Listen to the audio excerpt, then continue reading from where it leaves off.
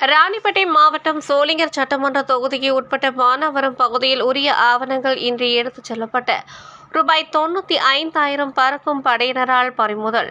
தமிழகத்தில் தேர்தல் விதிமுறைகள் அமல்படுத்தப்பட்டதை அடுத்து நேற்று இரவு முதல் தேர்தல் பறக்கும் படை நிலை கண்காணிப்பு குழு, வீடியோ கண்காணிப்பு குழு ஆகிய குழுக்கள் சுழற்சி முறையில் சட்டமன்ற தொகுதிகளில் முகாமிட்டு கண்காணிப்பில் ஈடுபட்டு வருகின்றனர்.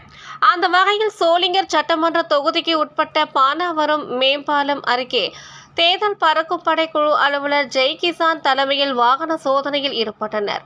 அப்போது அவ்வழியாக வந்த காரை சோதனை மேற்கொண்ட போது அதில் உரிய ஆவணங்கள் இன்றி வைத்திருந்த ரூபாய் 95,000 பறிமுதல் செய்யப்பட்டு சோளிங்கர் வட்டாட்சியரும் தேர்தல் அலுவலருமான செல்வியிடம் ஒப்படைக்கப்பட்டது.